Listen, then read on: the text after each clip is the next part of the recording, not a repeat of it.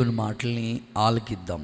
పరిశుద్ధ గ్రంథమైన బైబిల్లో నుండి ఈ రాత్రి ఈ శుద్ధీకరణ కూడిక కొరకే దేవుడు సిద్ధపరిచిన మాటలు ఆలకిద్దాం. కీర్తనల గ్రంథం 66వ అధ్యాయం 18వ వాక్య భాగాన్ని దయచేసి గ్రంథాలు ఉన్నవాళ్ళు చూడండి. నేను చదువుతూ ఉన్నాను. ఈ మాటలు మీరు ఆలకించాలని కోరుకుంటున్నాను.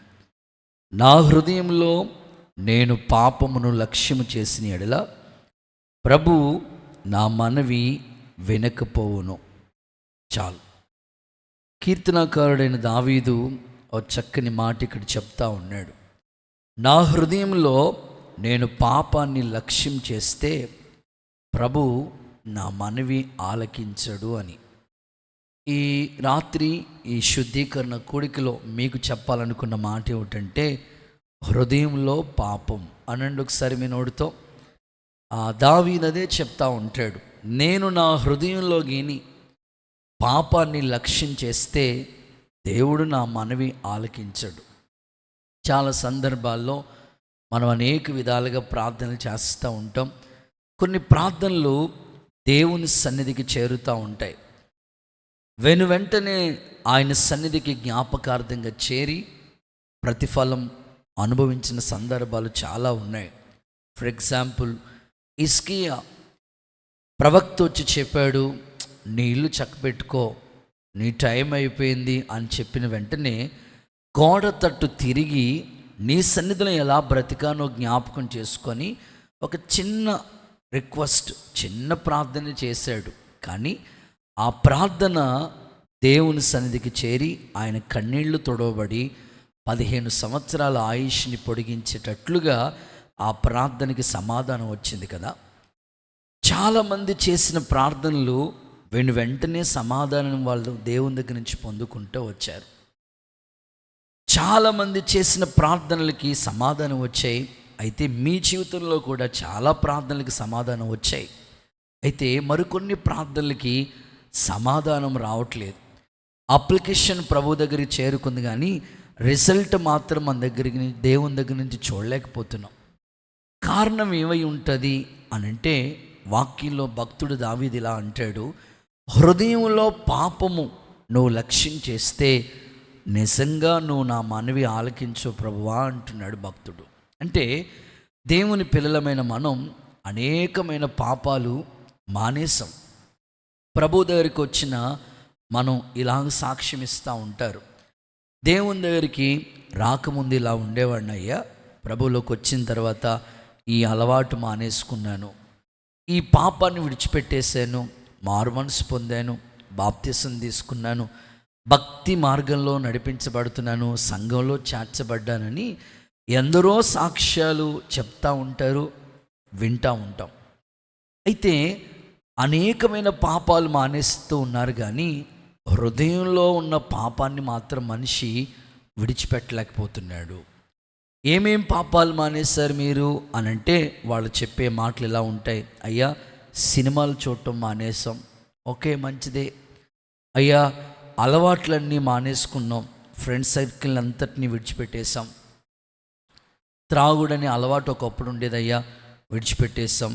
అన్యుల ఆచారాలు ఉండేవి, విడిచిపెట్టేశాం. ఒకప్పుడు అబద్ధాలు చెప్తూ ఉండేవాళ్ళం, విడిచిపెట్టేశాం. బూతులు మాట్లాడుతూ ఉండేవాళ్ళం, మానేసాం. అన్నీ మానేసాం, కానీ హృదయంలో ఉన్న పాపం మాత్రం మానలేదు. అందుకని ఆ మనవి దేవుని దగ్గరికి చేరుకోవట్లేదు. ఈ శుద్ధీకరణ కోడికలో మనం శుద్ధి చేసుకోవాల్సిన మాట ఏమిటంటే, హృదయంలో ఉన్న పాపాన్ని విడిచిపెట్టేటట్లుగా నాకు కృపనివ్వండి ప్రభువా, నా ఆత్మీయ జీవితాన్ని నువ్వు కట్టండి, సరిచేయండి అని అడిగితే హృదయంలో ఉన్న పాపాన్ని పూర్తిగా దేవుడు పెళ్ళగిస్తాడు, తొలగిస్తాడు. మన ప్రార్థన దేవుని సంధికి చేరుతుంది. యేసు నామములో అలాంటి కృప దేవుడు మీకు దయచేయునుగాక. వాస్తవంగా మనం బైబిల్ గ్రంథాన్ని చదివి అధ్యయనం చేస్తూ ఉంటే హృదయంలో కొన్ని విచారాలు ఉన్నట్లుగా మనం చూస్తాం. కొంతమందిని మీరు చూడండి, హృదయంలో ఎప్పుడు కూడా విచారంగా ఉంటారు. హృదయ ఆలోచనలో ఏదో విచారిస్తూ ఉంటారు. మరికొంతమందిని మనం చూస్తూ ఉంటుంటే వేదనతో ఉంటారు. హృదయంలో ఉంటుంది ఆ వేదన. దైవ వాక్యం ఏమని చెప్తుందంటే, యేసు ప్రభు చెప్పిన ఉపమానాల్లో ఈ ఉపమానం ఇలా చెప్పారు. ప్రభు విత్తనాలు తీసుకుని పొలంలోకి వెళ్ళాడు. విత్తనాలు పొలంలో చల్లాడు, కానీ అవి 4 స్థలాల్లో పడ్డాయి.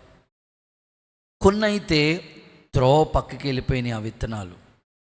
కొన్ని రాతి నేలలో పడ్డాయి, కొన్ని ముళ్ళ తుప్పులో పడిపోయాయి, కొన్నే మంచి నేలలో పడ్డాయి. ఆ ఉపమాన సారాంశాన్ని ప్రభు చెప్తూ త్రోవ పక్కన పడిన విత్తనాన్ని గురించి మాట్లాడుతూ, త్రోవ పక్కన పడిన విత్తనాన్ని ఆ దుష్టుడొచ్చి ఆ విత్తనాన్ని ఎత్తుకుపోయాడు.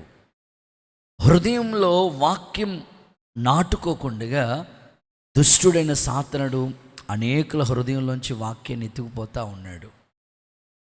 వాస్తవంగా హృదయం గురించి వాక్యం ఏం చెప్తుందంటే, హృదయాన్ని గురించి లేఖనం ఇలా చెప్తా ఉంది, జీవజల ధారలు మన హృదయంలో నుండి బయలుదేరాలి.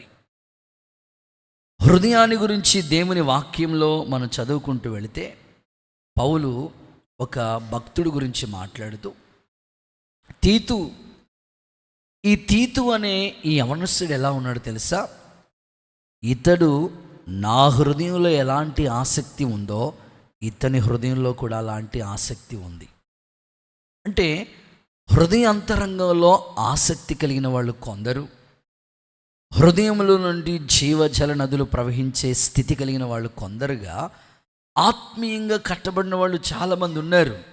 కానీ హృదయంలో చాలామంది పాపాన్ని పెట్టుకుని ఎంత ప్రార్థన చేసినా, ఎంతగా దైవికంగా దేవుని దగ్గర వేడుకున్నా, లేకపోతే ఎంత ప్రార్థనలో పోరాడినా, పరిచర్యలోనే కొనసాగిన, వాక్యాన్ని ధ్యానించిన, ఒకవేళ కానుకే ఇచ్చిన, దేవుని పనిలో ఎంత ఇన్వాల్వ్ అవుతున్నా సరే, హృదయంలో పాపం ఉంటే మాత్రం అది దేవుని సన్నిధికి చేరదట. ఈరోజు మనం శుద్ధీకరణ చేసుకోవటానికే, ప్రభు బలను సమీపించట కొరకే ఈ కూడిక మనం ఏర్పాటు చేసుకున్నది. కాబట్టి హృదయంలో ఏ పాపం ఉన్నా అది దేవుని దగ్గర ఒప్పుకుని విడిచిపెట్టి దేవుని దగ్గర నుంచి మనం కృప పొందుకుందాం. అలాంటి కృపకు దేవుడు మనల్ని పాత్రులుగా మార్చునుగాక. కుడి చేతులు పైకెత్తి ఒకసారి అందరూ హల్లెలూయా చెప్పండి. ఇంకొంచెం గట్టిగా హల్లెలూయా. చాలామంది చెప్తా ఉంటారు కదా, చాలామంది సాక్ష్యం ఇస్తూ ఉంటారు కదా, వీళ్ళు మంచోళ్లే కానండి హృదయం అంత సరిగ్గా ఉండదండి. గారడీ సీమోను గురించి కూడా ప్రభు చెప్పాడు అదే. బాప్తిసం పొందాడు, సువార్తను నమ్మాడు, కానీ హృదయం సరిగా లేదు కదా. అందుకని అసలు హృదయంలో ఉన్న పాపం ఏంటో ఈరోజు బైబిల్ వాక్య ఆధారాలతో ఒక 3 సందర్భాలు మీకు చెప్పాలని నేను ఆశపడతా ఉన్నా. హృదయంలో ఉన్న పాపం ఏంటో అది దేవుని దగ్గర మనం ఒప్పేసుకుంటే మన మనవి దేవుని దగ్గరికి చేరుతుంది. మన ప్రార్థనలు దేవుడు సఫలం చేస్తాడు, మన కన్నీళ్లు దేవుడు తుడుస్తాడు, మన దుఃఖాన్ని దేవుడు సంతోషంగానే మారుస్తాడు. హల్లెలూయా అని చెప్పండి. అసలు హృదయంలో ఉన్న పాపం ఏంటో తెలుసుకుంటే అది దేవుని దగ్గర మనం ఒప్పుకోవచ్చు. ఈరోజు ఒక 3 సందర్భాలు మీకు చెప్తాను. హృదయంలో ఉన్న పాపం ఏమిటి చదువుదామా. మొదటి మాట, రాజుల మొదటి పుస్తకం 2వ అధ్యాయం 44వ వచనాన్ని భక్తులు చదువుతారు, ఆలకిద్దాం. రాజుల మొదటి పుస్తకం 2వ అధ్యాయం 44వ వచన భాగాన్ని ఒకసారి లేఖనాలు ఉన్నవాళ్ళు చూడండి, ఆ మాటలు చదువుకుందాం. నీవు మా తండ్రి అయిన దావీదుకు చేసినట్టు, నీవు మా తండ్రి అయిన దావీదుకు చేసినట్లు నీ హృదయంలో మెదులుచున్న ఆ మాట నీ హృదయంలో మెదులుచున్న కీడంతయు నీకు తెలియను. నీవు చేసిన కీడు యెహోవా నీ తల మీదకే రప్పించును. చాలు, ఇక్కడ ఒక మాట రాయబడి ఉన్నది. హృదయంలో ఉన్న పాపం ఏంటయ్యా అనంటే 44 వచనం 2:44 చూస్తే నీ హృదయంలో మెదులుచున్న కీడంతయు. సో మొదటి మాట, హృదయంలో ఉన్న పాపం ఏంటంటే కీడు చేయాలనే ఆలోచన. అనండి ఒకసారి మీ నోటితో, కొంచెం గట్టిగా చెప్పాలి, కీడు చేయాలనే ఆలోచన. అంటే హృదయంలో ఉన్న పాపం ఏంటి? భౌతికంగా అన్ని పాపాలు మనం విడిచిపెట్టేస్తాం, కానీ హృదయంలో అది గూడు కట్టుకుని ఉందట. ఆ పాపం ఏంటి అనంటే కీడు చేయాలనే ఆలోచన. వాస్తవంగా ఈ వ్యక్తి ఎవరు అంటే షిమి అనే ఒక వ్యక్తి. లేఖన సత్యాన్ని మనం చదువుకుంటూ వెళితే అప్పటికే దావీదు దగ్గర యోవాబు ఉన్నాడు సేనాధిపతిగా. యోవాబుని బెనయా చంపాడు. ఆ తర్వాత సొలొమోను రాజు అయినప్పుడు సొలొమోను అప్పటికే షిమీకి చెప్పాడు. ఏమని చెప్పాడంటే, నువ్వు యెరూషలేములోనే ఇల్లు కట్టుకో, యెరూషలేములోనే నివాసం ఉండాలి, ఈ యెరూషలేము విడిచిపెట్టి ఎక్కడికి వెళ్ళొద్దని సొలొమోను షిమీతో చెప్పాడు. ఇక్కడే ఉండు నువ్వు అని తెలియపరిచాడు. 3 సంవత్సరాలు ఉన్నాడండి షిమి. యెరూషలేములో 3 years ఉన్నాడు. 3 సంవత్సరాలు ఉన్న తర్వాత తన దగ్గర ఉన్న కొంతమంది ఆ పనివాళ్ళు, షిమి దగ్గర ఉన్న వాళ్ళు రాత్రికి రాత్రే పారిపోతారు. పారిపోయిన విషయం షిమికి తెలుస్తుంది. ఎక్కడికి వెళ్ళిపోయారు వీళ్ళు అంటే ఆకీషు అనే గాదు రాజు దగ్గరికి వెళ్ళిపోయారు. ఆకీషు అనే రాజు దగ్గరికి వెళ్ళిపోయారు. ఈ విషయం తెలుసుకుని ఈ షిమి వాళ్ళని వెతకటం కోసమని వెళ్ళాడు. వెళితే ఆల్రెడీ సొలొమోను రాజు చెప్పాడు, నువ్వెక్కడికి వెళ్ళొద్దు, ఈ యెరూషలేములోనే ఉండాలి అని చెప్పినా కూడా వినకుండగా ఈయన బయలుదేరి వెళతాడు వాళ్ళని వెతకటం కోసమని. ఈ విషయం సొలొమోనుకి తెలుస్తుంది. తెలిసిన తర్వాత సొలొమోను ఈ మాట చెప్తా ఉన్నాడు, నీవు నా తండ్రికి కీడు చేయాలని ఆలోచన కలిగి ఉన్నావు కదా. వాళ్ళ తండ్రి అంటే దావీదుకి. ఈ షిమి దావీదుకు చేసిన కీడేంటో తెలుసా? బైబిల్లో మనం చూస్తే శపిస్తూ ఉంటాడు, శపిస్తూనే ఉంటాడు. అక్కడికే సెరూయా అనే దావీదు వాళ్ళ అక్క యొక్క పిల్లలు చెప్తారు, మావయ్య నిన్ను వీడు అనవసరంగా శపిస్తూ ఉన్నాడు అని. అప్పుడు దావీదు అంటాడు, సర్లేరా, నా కడుపును పుట్టినోళ్ళే నన్ను ఇష్టానుసారంగా మాట్లాడుతున్నప్పుడు వీడంటే వచ్చిందా ఏంటి అని దావీదు అక్కడికి అడ్జస్ట్ అవుతూ వచ్చాడు. ఇంకా ఏమంటాడు తెలుసా? వాడు శపించినంత మాత్రాన ఆ శాపం నా మీదకి రాదు, కానీ ఆ శాపం దేవుడు నాకు మేలుగా మారుస్తాడన్నాడు. స్తోత్రం చెప్పండి. నేను అనుకుంటాను, దావీదు లాంటి వాళ్ళు ఎక్కడుంటారండి ఈ రోజుల్లో? వాడు శపిస్తున్నాడు, షిమి శపిస్తూ ఉంటుంటే దావీదు ఏమంటాడు తెలుసా? పోన్లే, శపిస్తే శపించనివ్వండి, వాడు శపించినంత మాత్రాన ఆ శాపం నా మీదకి ఏమి రాదు, ఆ శాపాన్ని దేవుడు మేలుగా మారుస్తాడు అని దావీదు షిమిని ఒక్క మాట కూడా అనటానికి ఇష్టపడలేదు. కానీ షిమికి ఉండే అలవాటు ఏమిటంటే శపించటం, దూషించటం, కీడు చేయాలనే ఆలోచన, ఆ తలంపు. అలాగ ప్రవర్తిస్తూ వచ్చాడు. అది సొలొమోను గుర్తుపెట్టుకున్నాడు. నా తండ్రికి నువ్వు ఆల్రెడీ శపిస్తూ వచ్చావు, కీడు చేయాలని వచ్చావు, మరలా నువ్వు ఇక్కడ కూడా ఇలా ప్రవర్తిస్తున్నావా అని చెప్పి నీ హృదయంలో ఈ తలంపు ఉంది కనుక అది నీ తల మీదకే దేవుడు తీసుకొస్తాడు. చివరికి ఆ యొక్క షిమిని బైబిల్లో మనం చూస్తాం కదా, బెనయా చంపేసినట్లుగా, అతను చేయాలనుకున్న కీడి తన తల మీదకి వచ్చినట్లుగా వాక్యంలో చూస్తాం. ఈ సందర్భంతో మీకు ఎందుకు జ్ఞాపకం చేస్తున్నానంటే, షిమి కీడు చేయాలన్నది అది బయటికి తెలియదు, కానీ హృదయంలో ఉంది. ఇప్పుడు హృదయంలో ఉన్న పాపం ఏంటి అనంటే కీడు చేయాలనే ఆలోచన. నా తోటి సహోదరులకి, అన్నలకి, అక్కలకి నేను చెప్పే మాట ఏమిటంటే, మీరందరూ ఆత్మీయులే, దైవ భక్తి చేయాలనే ఆశతోనే ప్రయాణం చేస్తూ ఉన్నారు, కానీ కీడు చేయాలనే ఆ తలంపు అనేది మీ లోపల పుట్టుకొస్తుంది. అది ఆ చేదైన వేరు ఈ రాత్రి మీరు విడిచిపెట్టేస్తే మీ ప్రార్థన దేవుని దగ్గరికి చేరుతుంది. కానీ లోపల కానీ ఉంటే అది అది మీ తల మీదకే వస్తుంది. అందుకని ఈ రాత్రి ఒక అన్నగా నేను చెప్పే మాట, కీడు చేయాలని ఆ తలంపు యేసు నామములో తొలగిపోవునుగాక. గట్టిగా ఒకసారి ఆమేనని చెప్పండి. మీకు ఇంకా బాగా అర్థం అవ్వాలంటే, యోసేపు వాళ్ళ అన్నలు యోసేపుకి కీడు చేయాలని అనుకున్నారు. కల చెప్పాడు, అందుకోసం పగ పెట్టుకున్నారు. గొంట్లో పడేశారు, మిద్యానీలకు అమ్మేశారు. చివరికి కరువు వస్తే ఆధారం ఎవరయ్యారు చెప్పండి? యోసేపే కదా. యోసేపు అంటారు, మీరు నాకు కీడు చేయాలనుకున్నారు కానీ దేవుడు అది మేలు కొరకే మార్చేశాడు. ఈరోజు హృదయంలో ఎక్కడ కీడు తలపెట్టే మనసు మీలో ఉండకూడదు. ఆ చేదైన వేరు యేసు నామములో తొలగిపోనుగాక.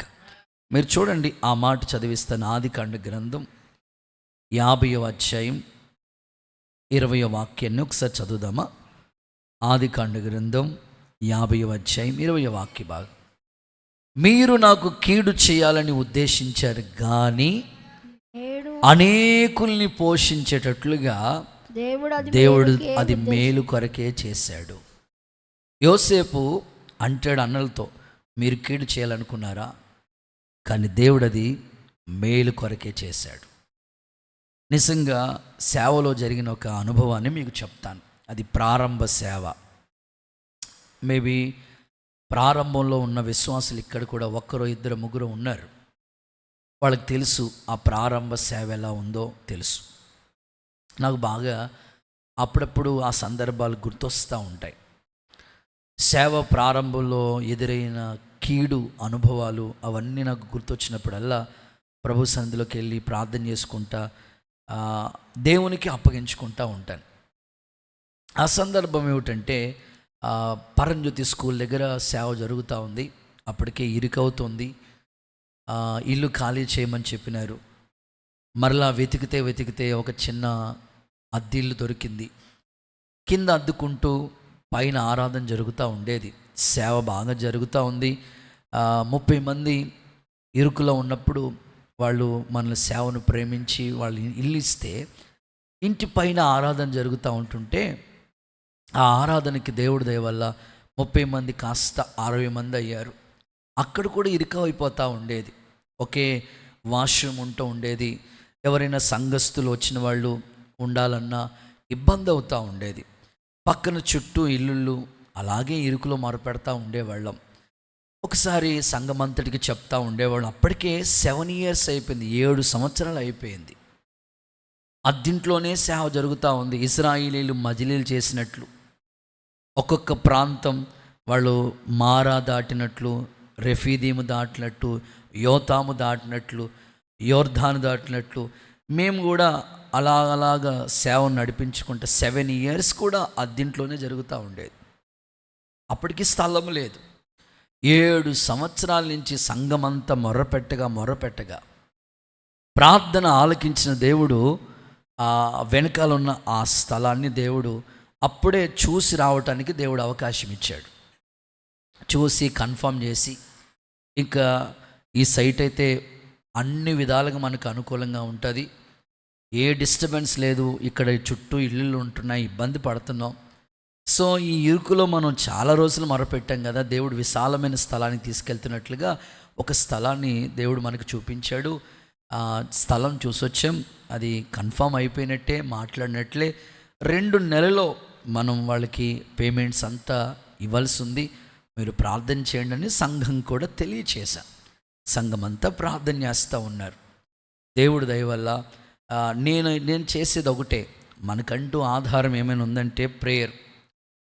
ఇంటి పైన ఒక తెర అంటే ఒక బరకం అలా కట్టేసుకుని అక్కడే 21 days మేము ఫాస్టింగ్ ప్రేయర్ చేసాం. నేను చేశాను, అక్క చేశారు. నాతో ఉన్న కొంతమంది నమ్మకమైన విశ్వాసులు కూడా వాళ్ళకి అవకాశం ఉన్నప్పుడల్లా వచ్చి ప్రేయర్ చేస్తూ ఉండేవారు, అడుగుతూ ఉండేవాళ్ళం. దేవుడు కనికరం చూపించి ఆ 21 ఫాస్టింగ్ డేస్ ఒక్కొక్క రోజు ఒక్కొక్క కార్యం చేసి సండే స్కూల్ పిల్లలు కూడా స్పందించారు. వాళ్ళ చేతి ఉంగరాలు కొంతమంది వాళ్ళు దాచుకున్న ధనం, లేకపోతే దేవుని పరిచర్యకి ఇవ్వాలనేటట్లుగా అందరిలో దేవుడు ఆత్మకార్యం చేశాడు. అలాగ దేవుడు దయ వల్ల ఇక కొద్ది రోజుల్లో ఇంకా స్థలం రిజిస్ట్రేషన్ అవుతుంది, ఆ సైట్ మన కొరకు దేవుడు సొంతం చేయబోతున్నాడని ప్రతి వారం అనౌన్స్ చేస్తూ ప్రార్థన చేయండి, దేవుడు సహకారాన్ని అందిస్తాడని చెప్తా ఉండేవాళ్ళు. అలా జరుగుతూ ఉండేది. ఆశ్చర్యం, మొత్తం మీద స్థలమంతా దేవుడు మనకి అప్పగించేశాడు. 2 నెలల్లోనే సైట్ రిజిస్ట్రేషన్ అయిపోయింది. దేవుడు పరిచర్యకు అప్పగించేశాడు. అద్భుతంగా ఆ వారం సాక్ష్యం ఇచ్చాం. దేవుడు స్థలం గురించి ప్రార్థన చేయగా దేవుడు అనేకుల్ని వాడుకున్నాడు. ఈ స్థలం మనకి దేవుడు ఇచ్చాడు. త్వరగా మనం కూడా మందిరం కడితే ఈ ఇరుకులోంచి మనం అక్కడికి వెళతామని చెప్పడం జరిగింది. రోజులు గడుస్తూ ఉన్నాయి. ఎప్పుడైతే స్థలము దేవుడు మనకి సొంతంగా అప్పగించాడో అనేకులు చాలా సంతోషించారు. నిజమే కదా, బ్రదరు సిస్టరు చాలా ప్రయాసపడ్డారు, తల్లిదండ్రులను వదులుకున్నారు, కోల్పోయారు, చదువు ఉద్యోగం అన్నీ వదులుకొని దేవుని పని కోసం వచ్చారు. దేవుడు వాళ్ళ ఉపవాసాలు అంగీకరించి, వాళ్ళ కన్నీళ్ళు అంగీకరించి, వాళ్ళు చూశారు. మనం సహకరించకపోయిన దేవుడు అనేకుల్ని ప్రేరేపించి ఈ విధంగా సహాయపడ్డాడు అని అనేకులు సంతోషించగలిగారు. కానీ ఒక ఫ్యామిలీ వ్యతిరేకంగా, చాలా వ్యతిరేకంగా, ఎట్లాగంటే అమ్మో బ్రదరు సిస్టర్స్కి స్థలం వచ్చింది కదా, ఇంకా వాళ్ళు భూమి మీద నడవరు. దేవుడికి స్తోత్రం చెప్పండి ఒకసారి, హల్లెలూయా చెప్పండి అమ్మా. ఏమండి, స్థలం వస్తే భూమి మీద నడవకపోతే ఎక్కడ నడుస్తానండి నేను? ఆకాశంలో నడవటానికి నేనేమన్నా ఫ్లైట్ కాదు కదా. వాళ్ళ మాటలు చూడండి, అస్సలు భూమి మీద నడవరు. ఇంకా మన అవసరం ఏముంటుంది బ్రదర్కి సిస్టర్కి అని రకరకాలుగా మాట్లాడుతూ ఉండేవారు. నేనేమి పట్టించుకునేవాడిని కాదు. షిమీలాగా చాలామంది ఏదో అంటూ ఉంటారు, అవేమి పట్టించుకోం. అవి పట్టించుకుంటే సేవలో ముందుకు వెళ్ళలేం. రకరకాలుగా వాళ్ళు మనసులో ఏదో హృదయంలో ఉండిపోయింది కీడు చేయాలనే తలంపు. ఇంకా విచిత్రమైన సంగతి ఏమిటంటే, చర్చ్లో ఏ కార్యక్రమం జరిగినా వాళ్ళకి చెప్తా ఉండేవాళ్ళం. ఇంకా చికెన్ తీసుకురావాలంటే ఆ బ్రదర్కే చెప్తా ఉండే, అన్న పిల్లలకి 3 రోజులు CBC జరుగుతుంది. అప్పుడు ఫస్ట్ రోజు ఏదో వండారు, రెండో రోజు ఏదో వండారు, లాస్ట్ రోజు అయినా చికెన్ వేద్దామని వాళ్ళు ఇచ్చిన కానుకలు జాగ్రత్త దాచిపెట్టి వాళ్ళ కొరకు చికెన్ రెడీ చేస్తూ ఉన్నామని ముందు రోజే చెప్పాను. అన్న మీరు చికెన్ తీసుకురావాలి, రేపు పిల్లలందరికీ 12 అయితే వాళ్ళకి ఆకలేస్తుంది, భోజనాలు పెట్టేసేయాలంటే అన్నారు. ఏర్పాట్లు జరుగుతున్నాయి పైన. అప్పుడు మనకి మందిరం ఉండేది, కింద మేము ఉండేవాళ్ళం. 11 అయిపోయింది, చికెన్ రాలేదు. నాకు తెలియదు, అక్కేమో కింద నుంచి ఫోన్లు చేస్తుంది, నేను పైన ఉన్నాను. వెంటనే ఏంటి ఇన్నిసార్లు ఫోన్ చేస్తున్నారని కిందకి వెళ్ళాను. బ్రదర్, అన్న వెస్లన్న ఏది చికెన్ రాలేదు, మీరు మాట కూడా చెప్పలేదా? ఎవరికి చెప్పానంటే అన్నకు చెప్పాను, ఇంకా రాలేదా అని అంటే, సరే ఎక్కడున్నాడు ఈ బ్రదర్ అని వెతుకుతూ ఉంటుంటే అవతల పక్క ఖాళీ గ్రౌండ్ ఉంటే టెంట్ వేసాం. పిల్లలకి అప్పటికే టిఫిన్లు పెట్టి పైకి పంపించాం. గ్రౌండ్లో భోజనాలన్నీ వాళ్ళు సిద్ధం చేసుకుంటున్నారు. చూస్తే అక్కడ టేబుల్ మీద కూర్చుని ఉన్నాడు ఆ బ్రదర్, తీసుకురాలేదు. నాకు దగ్గరికి వెళ్ళి, అన్న పిల్లలకి ఆకలేస్తుంది, మీరు చెప్పాను, రాత్రే చెప్పాను కదా, ఎందుకు తీసుకురాలేదు? చికెన్ తీసుకురండి, వెళ్ళండి అని. ఇంక ఇక్కడ కూర్చుంటే ఎట్లాగా, వెళ్ళండి అన్నాను. నేను వెళ్ళను అన్నాడు. అదేంటి బ్రదర్ అట్లా అంటారేటి? మీరు వెళ్ళనని నిన్నే చెప్పుంటే ఇంకో బ్రదర్కైనా చెప్పేవాడే కదా. ఇది దేవుడి పని, మనం అందరం కలిసి చేయాలి. దేవుడి పనికి మనకు ఆటంకంగా మనం ఉండకూడదు. వెళ్ళండి బ్రదర్ అని అంటే, నేను వెళ్ళను. సరే ఎవరినైనా పంపిద్దామంటే అప్పటికే టైం అయిపోయింది. బ్రదర్ ఏదైనా ఉంటే తర్వాత చూసుకుందాం, మేము వెళ్ళండి అర్జెంటుగా అంటే, నువ్వేమో రాత్రి నీళ్లు తీసుకురామనేమో పిల్లలకి చెప్పావు, ఇప్పుడు నన్ను చికెన్ తీసుకురామంటావా? మీరుంటే మీకే చెప్పేవాడిని కదన్నా, మీరు లేరని అక్కడ బ్రదర్స్ ఉంటే వాళ్ళకి చెప్పాను అంటే. ఆయన ఉద్దేశం ఏంటంటే, చర్చ్లో ఎవ్వరూ దేవుడు పని చేయకూడదు. దేవుడికి స్తోత్రం చెప్పండి. అలాంటి వాళ్ళందరూ సరే హల్లెలూయా చెప్పండి, గట్టిగా హల్లెలూయా చెప్పాలి. కొంతమంది ఉంటారండి, మనకి తెలియదు వాళ్ళు ఎవరు అంటే అందరూ చేస్తేనే కదండి, ఒక్కడి వాళ్ళు ఏమవుతుందండి? వెళ్ళలేదండి. సరే నేనే బతిమాలుకుని వేరే వాళ్ళకి చెప్పి మొత్తం మీద వేడివేడిగా పిల్లలకి భోజనం పెట్టి పంపించేసాం. 3 రోజులు CBSE బాగా జరిగింది. అంతా అయిపోయింది. అయిపోయిన తర్వాత పోన్లే అని అనుకుంటే ఆ మరుసటి వారం చర్చిలో సాక్ష్యం చెప్పి అందరి ముందు రకరకాలుగా మాట్లాడారు. నేనేం పట్టించుకోలేదు, ప్రభుకు స్తోత్రం అనుకున్నా. అక్కడికి అంటే కీడు చేసే మనసు ఎట్లా ఉంటుందో చెప్తున్నాను. ప్రతి ఇంటికి డోర్ టు డోర్ వెళ్ళి మా కోటేయండి అని రాజకీయ నాయకులు ఎట్లా అంటారో భార్యాభర్తలు ఇద్దరు కూడా ఇంటింట వెళ్ళి బ్రదర్ మంచోడు కాదు, సిస్టర్ మంచోడు కాదు, వాళ్ళు యూజ్ అండ్ త్రో, వాళ్ళు వాడుకుని విడిచిపెట్టేస్తారు. రకరకాలుగా ఇష్టానుసారంగా షిమీలాగా ఎట్లో మాట్లాడారండి. విశ్వాసులు మంచోళ్ళు కదండి, ఎందుకంటే మనం కష్టపడి వాళ్ళ కోసం ఉపవాసాలు ఉండి కన్నీళ్ళు కచ్చి వాళ్ళ ఆత్మరక్షణ కొరకు ప్రయాసపడింది సేవకుని వాళ్ళు గుర్తిస్తారు. వాళ్ళు ఉద్రేకంతో హృదయంలో ఉన్న ఆ తలంపుతో ఏదో చేయాలనుకుని ప్రయత్నించారు. అప్పుడు పరిస్థితి 60 మంది ఉన్న సంఘం. ఆ పరిస్థితిలో అందరి ఇంటికి వెళ్ళి చెప్పి, మీరు ఆదివారం చర్చికి వెళ్ళకండి, చర్చికి వెళ్ళొద్దు. ఏమంటే మనం ఏం చేయాలంటే చేతనైతే మేలు చేయాలి, లేదనుకోండి కాముగా ఉండాలి. కానీ ఒకరిని దేవుని మందిరానికి రాకుండా అడ్డుపడటానికి మనం ఎవరు? ఒక ఆత్మ దేవుని దగ్గరికి రావాలంటే ఎంత ప్రయాసపడాలండి. ఒక్కనాటి ప్రసవ వేదన చాలనా? ఎంత కష్టం ఒకరు దేవుని దగ్గరికి వచ్చి కూర్చోవాలంటే. కొంతమంది ఈజీగా ఎగరగొట్టేస్తూ ఉంటారు. ఆ పరిస్థితి అలా ఏర్పడింది. నేనేమి మౌనం అయిపోయాను, దేవుడికి అప్పగించుకున్నాను. ఒక్క మాట, ఆ వారం రాలేదని మరలా ఇంటికి వెళ్ళి అన్నా రండి, ఏదో అయిపోయింది కదా రండి అన్నా అని. తప్పిపోయిన కుమారుడు ఆ తండ్రి ఎలాగలని వేడుకోవాలి కదా. ఒక గొర్రె, 99 గొర్రెలు ఉన్నాయి, ఒక్క గొర్రె తప్పిపోతే మరలా వెళ్ళాడు కదా, నేనే ఇంటికి వెళ్ళి రండన్నా అంటే నేను రాను. సరే మానేసిన వాళ్ళు మానేసినట్టుగా ఉంటే బాగుండు. అట్లా కాకుండా ఇంటింటికి వెళ్ళి సమాచారం స్ప్రెడ్ చేసి సంఘాన్ని 2 ముక్కలు చేయాలని, కీడు చేయాలని తలంపుతో ఎన్నో ఆలోచించారండి.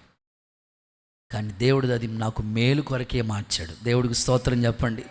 సంఘం 2 ముక్కలు అవ్వాలనుకుంటే అదే సంవత్సరం స్థలం ఇచ్చాడు, అదే సంవత్సరం మందిరం కట్టించాడు, అదే సంవత్సరం 60 మంది 120 మంది అయిపోయారు. దేవుడికి స్తోత్రం చెప్పండి. ఒకసారి గట్టిగా హల్లెలూయా చెప్పండి. ఇది నా సేవ అనుభవంలో జరిగిన ఒక గొప్ప సంఘటన, యథార్థం. ఇక్కడ ఉన్న వాళ్ళకి తెలుస్తుంది.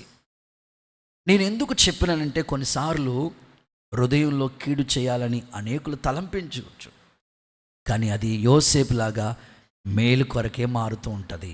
ఆమేన్ చెప్పండి ఒకసారి. కొన్నిసార్లు నిన్ను దూషిస్తున్నారా, నిన్ను బాధపడుతున్నారా, నువ్వు అనుకున్నట్లుగా చేయటానికి ఆటంకంగా నిలబడుతున్నారా, నో ప్రాబ్లం. దేవుడు అది నీకు మేలు కొరకే దాచిపెట్టాడు.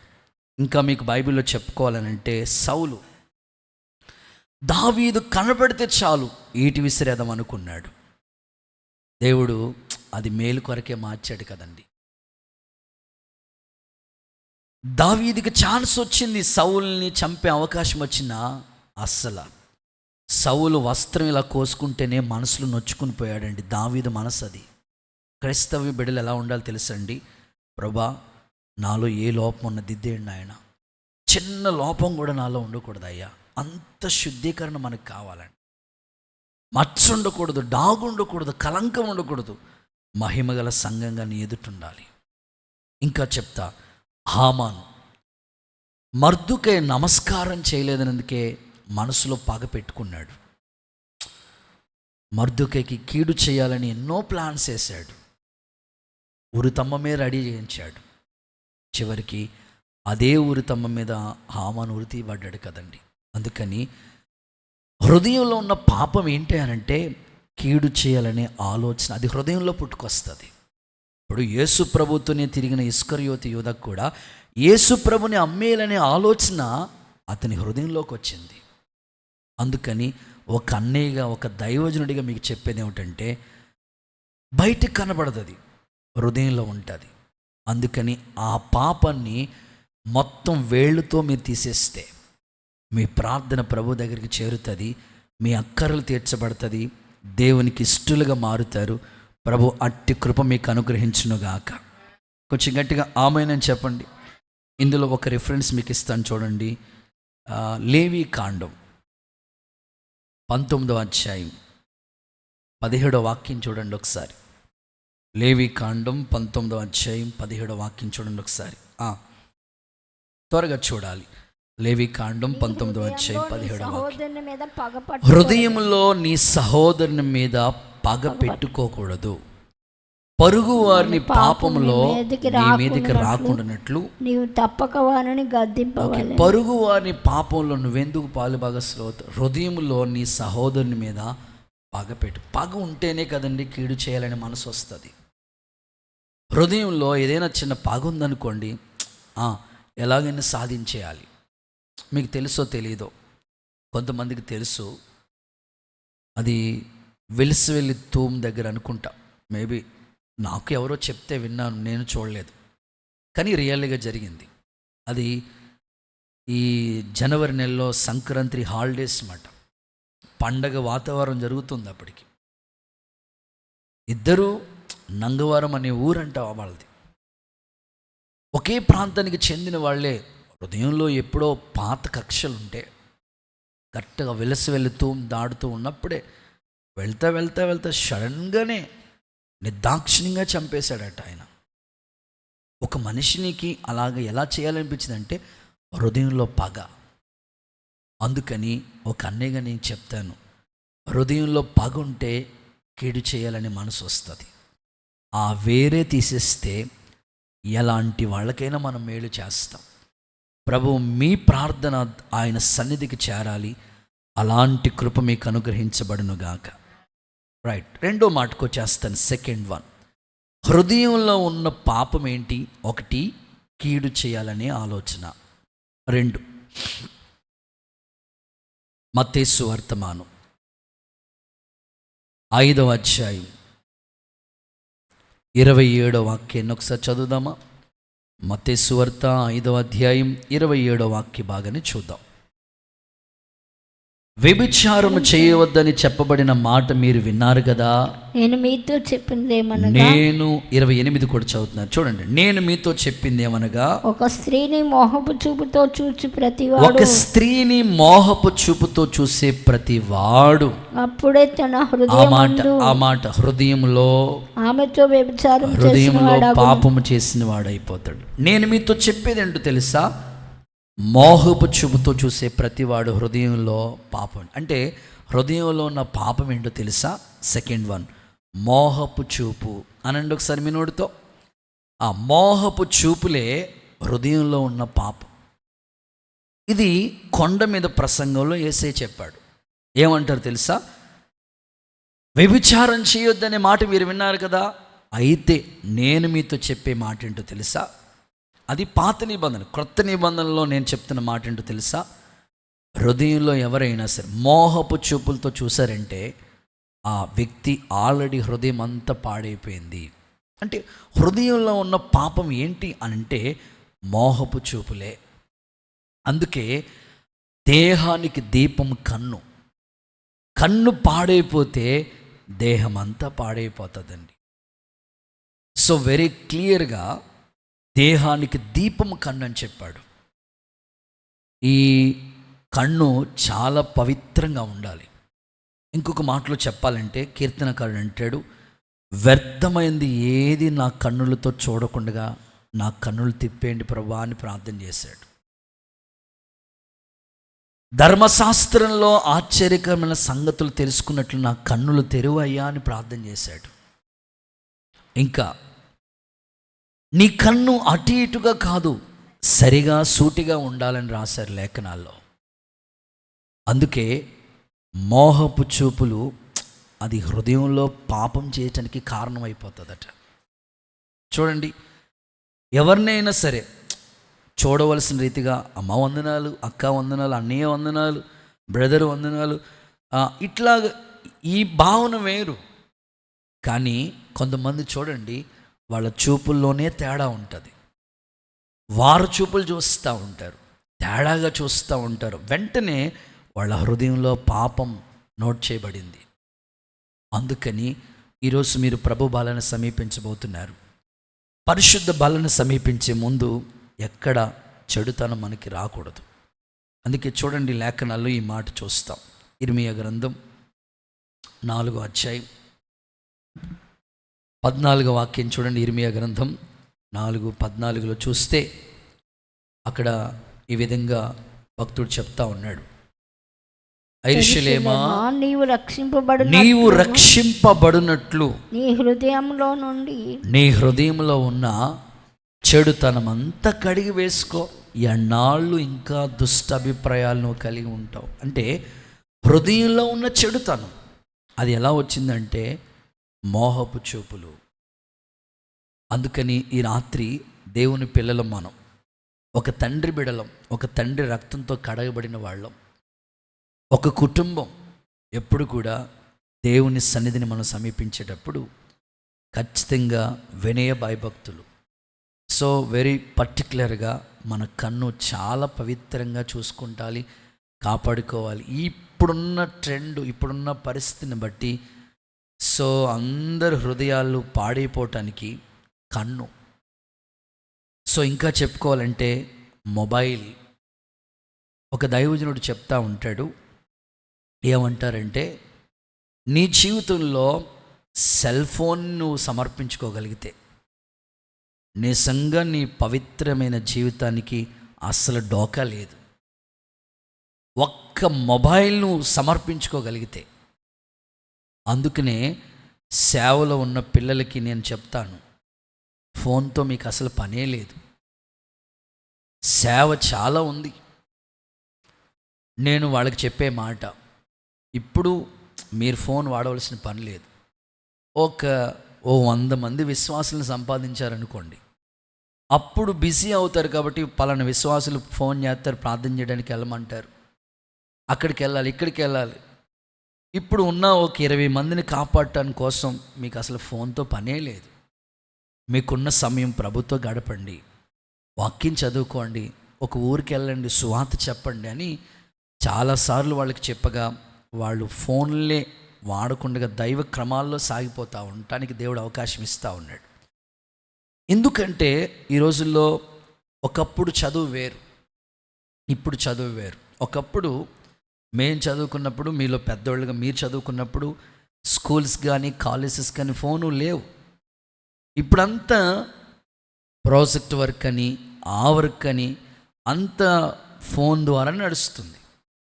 సరే, ఫోన్ ద్వారా వాడు సబ్జెక్టు సిలబస్ నేర్చుకుంటే పర్లేదు, దాన్ని మంచి వాటి కొరకు ఉపయోగించుకుంటే పర్లేదు. అలాగే ఉపయోగిస్తారంటే అంటానికి లేదు కదా, వ్యర్థమైన వాటిలో కూడా ఇన్వాల్వ్ అయిపోతున్నారు. దానివల్ల హృదయం పాడైపోతుంది. హృదయం ఎప్పుడైతే చూశారో హృదయం పాడైపోయిందో చెడుతనం వైపుకు వెళ్ళిపోతూ ఉన్నారు. ఈ రాత్రి దేవుని సేవకుడిగా నేను చెప్పగలిగిన మాట, హృదయంలో ఉన్న చెడుతనం యేసు రక్తంతో శుద్ధి చేయబడునుగాక, పవిత్రపరచబడునుగాక. కొన్ని సందర్భాలు చెప్తాను మీకు. శాంసోన్ తిమ్నాథ్కి వెళ్ళాడా? ఎక్కడికి వెళ్ళినా మనోడుకున్న అలవాటు ఏంటో తెలుసా? చూడటమే. శాంసోన్ నువ్వు ఎందుకు ఇలా అయిపోయావు? ఆయన చెప్తాడు, నా కన్ను సరిగ్గా లేదు బ్రదర్.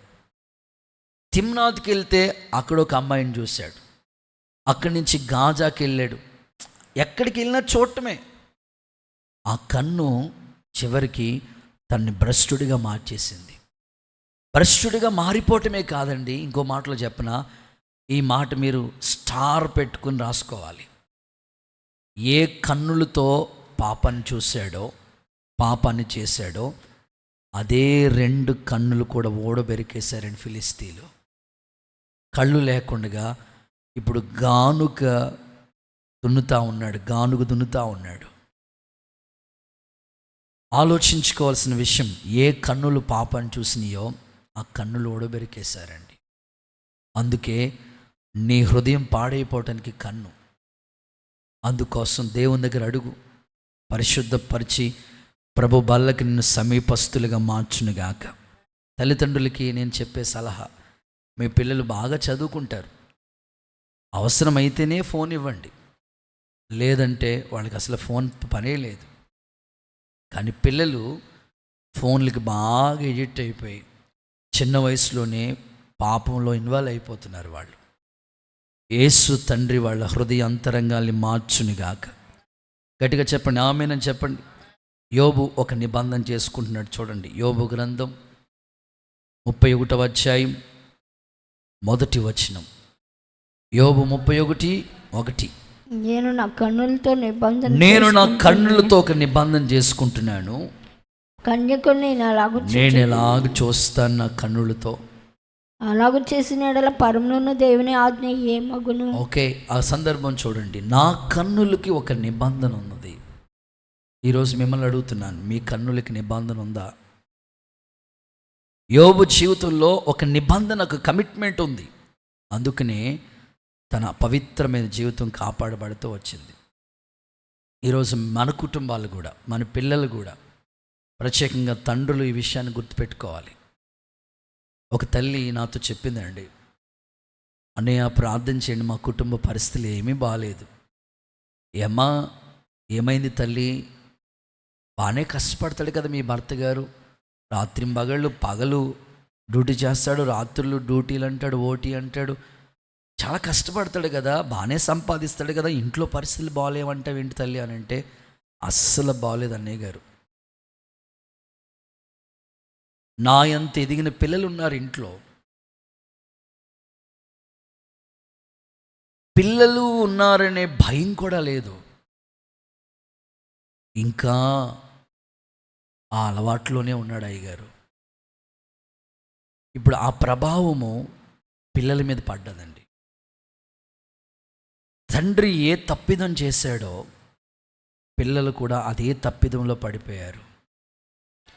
కాలేజీ చదువుతుండగానే ప్రేమలో, ఎందుకయ్యా ఆ తప్పిదం అంటే తండ్రి చేసిన అవిధేయత.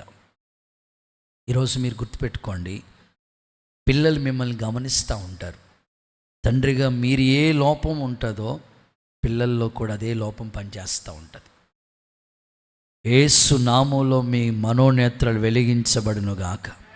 గట్టిగా ఆమేనని చెప్పండి. మీకు ఇంకా బాగా అర్థం అవ్వడం కోసం ఒక సందర్భం మీకు గుర్తు చేస్తానండి. ఒక బ్రదర్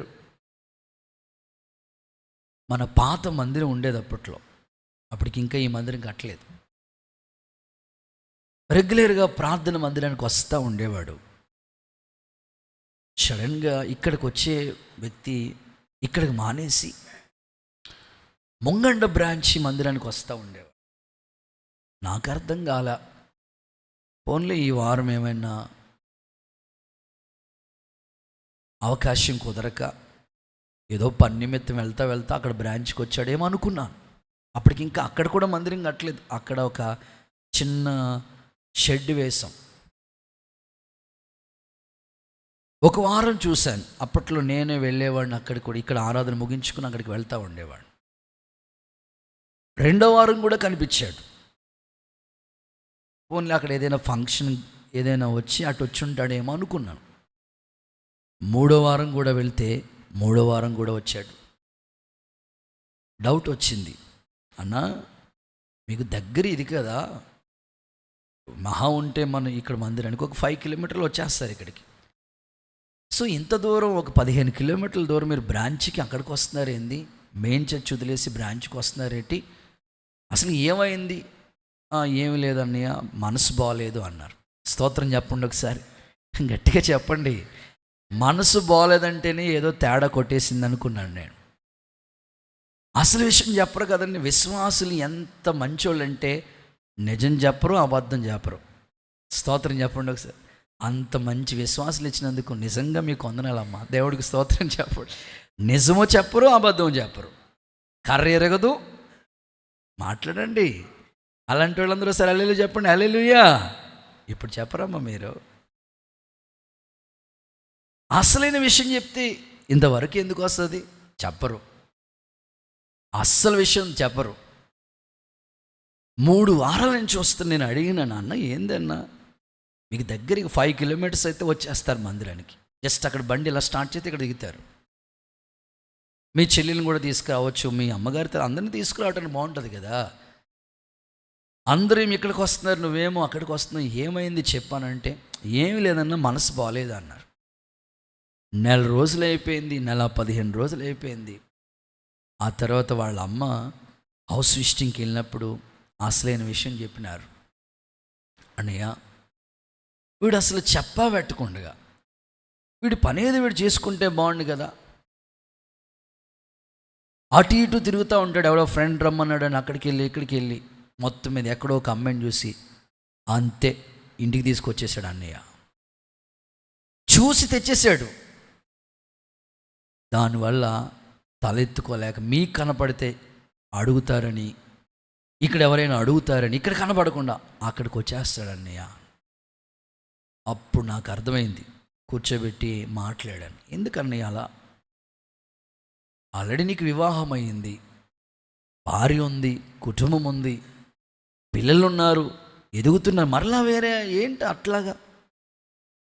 ఈరోజు చాలామంది ఇలాంటి మోహపు చూపులో పడిపోయి అదో పాపంలోంచి పైకి రాలేకపోతున్నారు. యేసు నామంలో వాళ్ళ అవిధేయతలన్నీ క్షమింపబడునుగాక. గట్టిగా ఒకసారి ఆమేన్ చెప్పండి. అమ్నోను కూడా అదే, వరుసకి తామారు చెల్లిలే, కానీ మోహపు చూపు. ఈరోజు చాలామంది వాళ్ళు మంచి వాళ్ళే, వాళ్ళ కన్నులు మంచి కాదు, అందుకనే పాపంలో వాళ్ళు పడిపోతూ ఉన్నారు. దేవుడికి నచ్చని అవిధేయత. ఈరోజు ప్రభు వారి మనోనేత్రాలు వెలిగించునుగాక. రైట్, చివరి మాట, ఆఖరి మాట చెప్పేసి మీకోసం ప్రార్థన చేస్తాను. ఆఖరి మాట, చివరి మాట చూస్తే హృదయంలో ఉన్న పాపం ఏంటి చెప్పండి. 1, కీడు చేయాలనే ఆలోచన. 2, మోహపు చూపులు. 3వది, ఇర్మియా గ్రంథం 11వ అధ్యాయం 8వ వాక్యం చూడండి ఒకసారి. ఇర్మియా గ్రంథం 11వ అధ్యాయం 8వ చదవక. అయినను వారు తమ దుష్ట హృదయంలో పుట్టు మూర్ఖత చొప్పున నడుచుకుని చాలు. అయినను వారు తమ దుష్ట హృదయంలో పుట్టే మూర్ఖత చొప్పున, అంటే హృదయంలో ఉన్న పాపం ఏంటయ్యా అనంటే మూర్ఖత్వం. అనండి ఒకసారి, మీ పక్కలతో చెప్పండి, మూర్ఖత్వం అనండి. అమ్మో సీరియస్గా చెప్తాను, గట్టిగా చెప్పండి, మూర్ఖత్వం అనండి. హృదయంలో ఉంటుంది, అది బయటికి కనపడదు. హృదయంలో పుట్టే మూర్ఖత్వం. నేను తరచుగా రెగ్యులర్గా సామెతల గ్రంథం చదువుతూ ఉంటాను. మీరు కూడా ఒక క్రైస్తవుడు చదువుకునే బైబిల్ చదువుకునే విధానం ఎలా ఉండాలో తెలుసండి. పొద్దున్నే నిద్ర లేచిన వెంటనే బ్రష్ చేసుకుని వేడి నీళ్ళు తాగటం ఆరోగ్యానికి మంచిదని నీళ్ళు తాగుతారు కదా, లేదా వాకింగ్ చేసుకుంటారు, బ్రేక్ఫాస్ట్ చేస్తారు. బ్రేక్ఫాస్ట్కి ముందే మీరు కీర్తనలు సామెతలు చదివేయాలి. ఏంటి ఒక్క మాట కూడా చెప్పట్లేదు హల్లెలూయా అని? అంత ఖాళీ లేదు బ్రదర్ మీకులాగా. మేము ఖాళీ చేసేస్తాడు దేవుడు. మరి ఖాళీ లేదు అనకండి. పళ్ళు తోముకోవడానికి టైం ఉంది కదా, రెడీ అవ్వటానికి, ఫ్రెష్ అప్ అవ్వటానికి, పొద్దున్నే వాట్సాప్ మెసేజ్ ఏమొచ్చిందో చూడటానికి అంత టైం ఉంది కదా. ఒక్క కీర్తన, ఒక అధ్యాయము, ఒక సామెతల గ్రంథం చదవటానికి టైం లేదా? బ్రేక్ఫాస్ట్ ముందే మీరు బైబిల్ స్టడీ అయిపోయి. ప్రతి ఉదయమునే ఇశ్రాయేలు మన్నాను కూర్చుకునేవారండి. రెగ్యులర్గా నేను సామెతలు చదువుతుంటాను డైలీ. నా విశ్వాసం బలపడటానికి విశ్వాస వీరులు పట్టిక చదువుతాను. ఆ తర్వాత బైబిల్ స్టడీ చదువుతాను. ఆ తర్వాత నిర్గమాకాండం టెస్ట్ ఉంది రేపు, దేవుడికి స్తోత్రం, హల్లెలూయా, చదువుతాను, సిద్ధపరచుకుంటాను. సామెతలు చదువుతూ ఉంటుంటే సామెతల గ్రంథంలో మూర్ఖత్వాన్ని గురించి ఎంత దారుణంగా ఎన్ని మాటలు చదివానో తెలుసా? జ్ఞానం లేని వారికంట మూర్ఖత్వమే వాళ్ళ ఆస్తి అంట. స్తోత్రం చెప్పండి ఒకసారి. జ్ఞానం లేని వాళ్ళకంట చెప్పండి, మూర్ఖత్వమే స్వాస్థ్యం, అంటే ఆస్తి. ఓ నీ ఆస్తి ఏంటి? మూర్ఖత్వం. ఎవరైనా ఏం చెప్తారు? నాకు పొలాలు ఉన్నాయండి, రొయ్యల చెరువులు ఉన్నాయండి, లేకపోతే ఇల్లు ఉందండి, మొన్నే అమ్మాయి పేరుని రాశానండి, చెప్తారు. వాళ్ళ ఆస్తిని గురించి మాట్లాడతారు. కానీ మూర్ఖుల ఆస్తి ఏంటో తెలుసా? చెప్పండి. జ్ఞానం లేని వాళ్ళ ఆస్తి ఏంటో తెలుసా? మూర్ఖత్వమేనంట. మీకు అంతకి డౌట్ అయితే రిఫరెన్స్ చెప్తాను, ఒకసారి నోట్ చేసుకుంటారా? సామెతల గ్రంథంలోనే ఉండండి, సామెతల గ్రంథంలోనే చెప్తాను. ఏబిసిడి అని కొన్ని మాటలు రాసుకోండి మూర్ఖత్వాన్ని గురించి. 14:18 చూడండి. 14:18 మీరు ఫాస్ట్గా ఉండాలి. ఇప్పుడు నేను రిఫరెన్స్లు ఇస్తాను, మీరు చూసుకుంటూ ఉండాలి. సామెతలు 14:18 జ్ఞానం లేని వారికి మూర్ఖత్వమే స్వాస్థ్యము. స్వాస్థ్యము అంతేనక్క? స్వార్థమా? స్వాస్థ్యం అంటే, స్వాస్థ్యం అంటే ఆస్తి.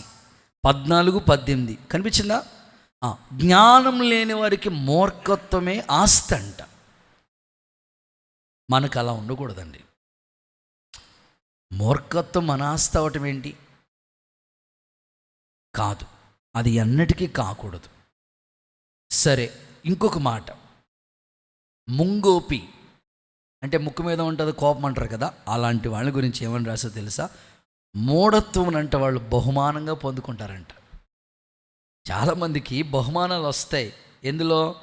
వాళ్ళు చదువులో కానీ, లేకపోతే ఏదైనా గేమ్ ఆడినా, లేకపోతే షీల్డ్, ఏదో బహుమానాలు సంపాదించుకుంటారు. కానీ ముక్కు మీద ఉన్న కోపం కలిగిన వాళ్ళకంట మూఢత్వాన్ని బహుమానంగా పొందుకుంటారు. సామెతలు అదే 14:29 చూడండి. 14:29 ముంగోపి మూఢత్వమును బహుమానముగా పొందును. అమ్మో, వాళ్ళకి బహుమానం అంటది. వద్దు, మనకి ఈ మూర్ఖత్వం మూఢత్వం వద్దు. ఇంకా ఏమని రాస్తుంది తెలుసా? స్త్రీల గురించి, జ్ఞానవంతురాలు తన ఇల్లు కట్టుకుంటుంది, ఫిల్లింగ్ ద బ్లాంక్స్. స్త్రీలు మాట్లాడితే బాగుంటుంది. జ్ఞానవంతురాలు తన ఇల్లు కట్టుకుంటుంది, మూఢురాలు తన చేతులతోనే తన ఇల్లుని ఆ ఇంటి పైన ఉన్న కప్పంతా ఓడబెరికి కింద పడేస్తుందట. అలా ఉండకూడదు. యోబు భార్య ఎంత మూర్ఖంగా మాట్లాడుతుంది. దేవుని ద్వారా మేడైన కీడు కూడా మనం అనుభవించాలని యోబు అంటుంటే, దేవుణ్ణి దూషించు చావు అంటది. అంటే మూర్ఖత్వం అనేది హృదయంలో ఉంటుంది. అది మనలో పని చేయకూడదు. పరిశుద్ధాత్ముడు మిమ్మల్ని దర్శించునుగాక. ఇంకా ప్రభు ఏమన్నాడు తెలుసా? విశ్వాసం లేని మూర్ఖతరమా అన్నాడు. అంటే విశ్వాసం లేని వాళ్ళలో మూర్ఖత్వం పనిచేస్తూ ఉంటుంది. విశ్వాసం లేని మూర్ఖతరం అని పిలిచాడు ప్రభు. అస్సలు మన గుండెల్లో విశ్వాసమే ఉండాలి, కానీ మూర్ఖత్వానికి చోటు ఉండకూడదు. సామెతల గ్రంథకర్త ఏమంటాడంటే, మూర్ఖుని యొక్క మూర్ఖత్వం అంట, తెలిసిన వాళ్ళు చెప్పొచ్చు కదా, రోట్లో వేసి దంచినా కూడా పోదంట. హల్లెలూయా చెప్పండి ఒకసారి. రోట్లో వేసి ఎంత దంచినా సరిపోదంట. మీకు ఆ మాట కూడా రిఫరెన్స్ ఇస్తాను. సామెతల గ్రంథం 27:22 27:22 చదువుదాం, త్వరగా చదువుదాం. రోటిలోని గోధుమలో వేసి రోకట దంచినను వాని మూఢతో వాని వదిలిపోదు. అమ్మో, ఏమండి, ఈ రోట్లు వేసి దంచితే ఏదైనా సరే నలిగిపోవాలి కదా, పచ్చడైపోవాలి కదా. కానీ మూర్ఖుని యొక్క మూర్ఖత్వం అంట. అందుకోసం పరిశుద్ధాత్ముడు మీ హృదయాన్ని వెలిగించి, ఎక్కడ హృదయంలో మూర్ఖత్వానికి చోటు లేకుండా. ఇంకో మాటలు చెప్పాలంటే, రక్షింపబడిన ప్రతి వారు ఎలా ఉండాలో తెలుసండి. ఈ మాట అందరూ నాతో చెప్పండి. మూర్ఖులకు ఈ తరమునకు వేరై రక్షణ పొందాలి. అంటే బాప్తిసం తీసుకున్న వాళ్ళందరి జీవితం ఎలా ఉండాలంటే, ప్రస్తుతం ఉన్న తరం ఎలాంటిది, ఉన్న ట్రెండ్ ఎలాంటిదంటే మూర్ఖతరం. మూర్ఖులకు ఈ తరానికి మనం ఏమవ్వాలంటే సెపరేషన్, వేరై. ఆ మాట కూడా నోట్ చేసుకోండి. అపోస్తుల కార్యాలు 2:40. మూర్ఖులకు ఈ తరమునకు వేరుగా ఉండండి. అంటే సమాజం ఎలా ఉంది ప్రజెంట్ అంటే మూర్ఖంగానే మాట్లాడతారు వాళ్ళు. ఏమంటారు తెలుసా? ప్రతి ఆదివారం వెళ్ళిపోవాలా దేవుడి దగ్గరికి, నువ్వు మొన్న ప్రార్థన, ఇప్పుడు ప్రార్థన. వాళ్ళకి తెలియదు ఆ ప్రార్థనలో ఉన్న శక్తి నీకు తెలుసు కాబట్టి నువ్వు ఏమీ తిరగేయద్దు. ప్రభా, నీకే అప్పగించుకుంటున్నాను. నాకు భలే ఒక సందర్భం గుర్తొచ్చిందండి బైబిల్లో. అష్షూరు రాజు సన్హెరేబ్ ఎంత మూర్ఖంగా మాట్లాడతాడో తెలుసా అండి. మీరు హిజ్కియాని నమ్ముకున్నారా? వేస్ట్. మీరు యెహోవాను నమ్ముకున్నారా? వేస్ట్. మిమ్మల్ని కూడా చాలామంది, అమ్మా ఇంత చదువుకుని నువ్వు చర్చికి వెళ్తున్నావా? మేడం గారు మీరు దేవుణ్ణి నమ్మేసుకున్నారా? స్తోత్రం చెప్పండి ఒకసారి. మీరేం చెప్పాలి? ఆ దేవుడే నన్ను బ్రతికించడం చెప్పాలి. దేవుడికి స్తోత్రం చెప్పండి ఒకసారి. రిజర్వేషన్లు లేవు, రిజర్వేషన్ తీసేస్తారు. తీసేసినా పర్వాలేదు, దేవుడే నన్ను బ్రతికించాడు. దేవుడికి స్తోత్రం చెప్పండి గట్టిగా. కొన్ని సందర్భాల్లో ప్రజలు మూర్ఖంగా ఉన్నారు, మూర్ఖంగా మాట్లాడుతూ ఉంటారు. ఇంకా చెప్పుకోవాలంటే ఇప్పుడు దేవుని పిల్లలకి అద్దింట్లో ఉంటున్న వాళ్ళు చాలామంది ఉంటారు. వాళ్ళు నాతో చెప్తా ఉంటారు, అన్నయ్య మా ఇంటి వానరమ్మ గారు ఖచ్చితంగా ముగ్గేయాలంటుంది, ముగ్గేయకపోతే ఇల్లు ఖాళీ చేయమంటుంది. ఎక్కడైనా ఇల్లుకి వెళ్దామంటే అవకాశం లేదు. సరే నేను అన్నాను, నువ్వు ఆవిడతో వాదాలు పెట్టుకోద్దమ్మా, నాకు రాదని మీరే వేసుకోండి అని చెప్పి అన్నాను. దేవుడికి స్తోత్రం చెప్పండి. మరి అంతకు మించి ఏం చెప్తాం? చాలా చోట్ల ఎంత మూర్ఖంగా మాట్లాడుతూ ఉంటారు దేవుని పిల్లలు కూడా. ఒక తల్లి పాపం వాళ్ళు ఆపదలో ఉన్నారండి. ఎంత ఆపదంటే ఆపరేషన్ చేయించి వాళ్ళ భార్యకి ఆపరేషన్ చేశారు. ఆ టైంలో డబ్బులు ఎవ్వరూ సహాయం చేయలేదు, ఆదుకోలేదు. వాళ్ళే పాపం వీళ్ళు ఆపరేషన్ చేయించుకుంటున్నారు, కష్టాల్లో ఉన్నారు, మన దగ్గర ఉన్నాయి కదా. పాపం ఆవిడ ఏం చేసిందంటే ఈ కొబ్బరికాయలన్నీ కొంటది. కొబ్బరికాయలన్నీ కొని డబ్బులు దాచిపెట్టి వాళ్ళ పిల్లలకి ఏదో ఉపయోగపడుతుందని దాచుకుంది. వీళ్ళు కష్టాల్లో ఉన్నారు, ఆపరేషన్ జరిగింది, ఆపదలో ఉన్నారు అనుకుని ఎవ్వరు సహాయం చేయకపోతే ఈమె దాచుకున్న డబ్బులు తీసుకెళ్ళి వాళ్ళకి హెల్ప్ చేసింది. సర్లే మీకు కలిగి ఉన్నప్పుడు ఇద్దరు కానిలే, లేకపోతే డోక్రా లోన్ వచ్చినప్పుడు ఇద్దరు కానిలే, ఏదో మీకు వచ్చినప్పుడు ఇద్దరు కానీ అనుకుని పాపం ఆమె ఆపరేషన్ జరిగినప్పుడు ఎవ్వరు లేకపోతే ఆమె దగ్గరుండి డబ్బులు సహాయం చేసి డాక్టర్ అమ్మ గారితో మాట్లాడి అంత హెల్ప్ చేసిన వాళ్ళతో ఎంత సాత్వికంగా మాట్లాడాలండి. అయిపోయింది, హాస్పిటల్ నుంచి ఇంటికి వచ్చేసారు. ఇప్పుడు వాళ్ళకి హెల్ప్ చేశారు, సహాయం పడ్డారు, కష్టాల్లో ఆదుకున్నారు, మేలు పొందేసుకున్నారు. 3 నెలలు అయిపోయింది, 4 నెలలు అయిపోయింది, 5 నెలలు అయిపోయినాయి. ఆ డబ్బుల సంగతి ఆలోచించట్లేదు. వాళ్ళకి ఏదో ఆపదొచ్చి, అమ్మ మరి మీకు ఆపరేషన్ జరిగినప్పుడు హెల్ప్ చేశాం కదా, సహాయపడ్డాం కదా, మా పిల్లల ఫీజులు కట్టుకోవాలి, ఇప్పుడు డబ్బులు అవసరం, మరి ఏదోలా చూసి మీరు చేస్తే మేము కొంచెం ఆ బాధ గట్టెక్కుతుంది చూడండి అమ్మ అని మామూలుగా వాళ్ళు ఓనర్ అయ్యి ఉండి డబ్బులు ఇచ్చిన వాళ్ళు మంచిగా గట్టిగా మాట్లాడవచ్చు. కానీ వాళ్ళు గట్టిగా మాట్లాడలేదు. తీసుకున్న వాళ్ళు ఏమంటారంటే, నువ్వు నాకు ఇచ్చినట్లు ఆధారం ఏంటి? స్తోత్రం చెప్పండి ఒకసారి. నీకు దిక్కున్న చోట చెప్పుకో. ఆ తల్లి చర్చకు వస్తుంది, ఈ మనిషి చర్చకు వస్తాడు. స్తోత్రం చెప్పండి ఒకసారి. నేను ఇప్పుడు మధ్యలో మధ్యవర్తిని. దేవుడికి స్తోత్రం చెప్పండి. ఏం చెప్పాలి? ఏం చెప్పాలి?